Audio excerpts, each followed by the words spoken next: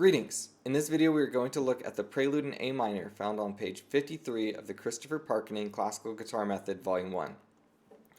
This piece has some very unique and very helpful fingerings if we know how to use them. So I'm going to go ahead and play through the piece and then give you some tips on how to play it.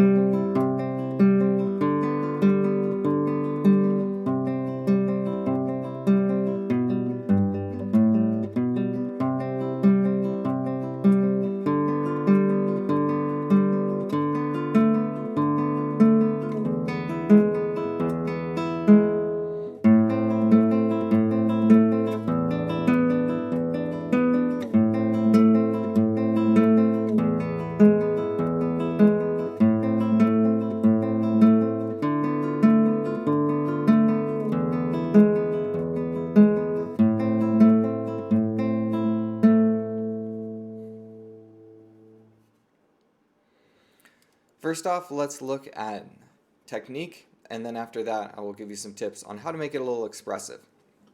So, for these fingerings, we're going to utilize this B on the third string instead of the open string, because that lets us play it B, D, E, as we see in the second measure. So, first measure we have this A minor shape with a middle finger on A and an index finger on C. And then the next measure, we can just slide these two fingers up. We don't want to press down too hard because we don't want to get that in there. We just want to slide them loosely on the string, and we can get to that second measure. So if I'm going to play the second half of the first measure, slide, really smooth way to just glide into another chord. We're going to slide back, and then here, if this is open position, and then first position would be using just first fret up without the open strings. But oftentimes people refer to this as first position. You might think of this as like a -1. We're going past the fret with one of our fingers.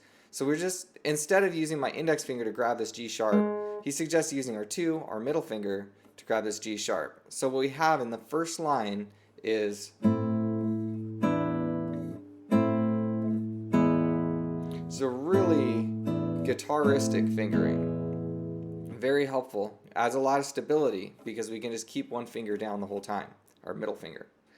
Next up, on the next line, we've got our A minor shape again, and then we have this shape, a little B diminished, and then we're going to slide up on that G string again, and then back up. So our middle finger doesn't have to lift off a single time. And I would encourage you to play through this whole line watching your middle finger and see, does it come up at all? Because it shouldn't. We can just slide it up and down. So the whole first two lines can be extremely stable. The next section is going to be a little bit trickier. We have more shifting, but I would encourage you, when I say shifting, I should really say more of reaching for bass strings. When I get to the end of the second line, I can actually anticipate this C. So if I play that whole measure, line my ring finger. I don't grab it when I need it, I get it ready before it's needed. It's hovering over C, boom, and you just place it, you barely have to move. We just want to barely move when we need to. And right here, I'm going to go, so the third line, first measure, we have this C chord shape, and then we go to a G7 shape. But when I do G7, I'm not going to pull back my ring finger. I'm going to keep my ring finger really nice and close to C, so that I can go like this. And you can see my pointer finger barely moves, just one string, and my ring finger is just on C, lifts up, comes back down. Looks like this. C, G7, C. I can barely move. If you barely move, you can go pretty fast and really tackle those chord changes quickly and accurately. That last measure on the third line can really mess up a lot of students. Just practice the bottom notes first. And remember to anticipate whatever step is next. So I'm playing B, but I'm aligning G. G, hover over our B, which we'll need eventually, A, and then place B, hover C, C, and there we go, we're on the fourth line. So once you can do that pretty easily, the top part's really simple, open strings.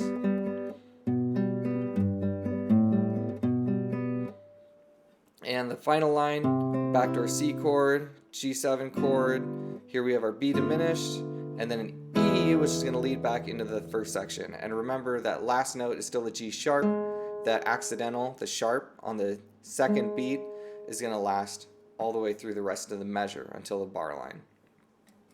So if we apply these techniques, then these chord changes are going to become a lot easier. As far as expressivity, I would encourage you to emphasize the lower notes. It's not a melody in the top. The top, for example, in the first line,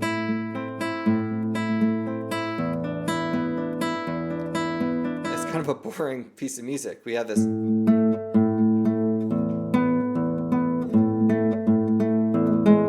There's a lot more movement in the bass line, so I'd encourage you to emphasize that. Other than that, you can take it very fast once your hands get very used to it.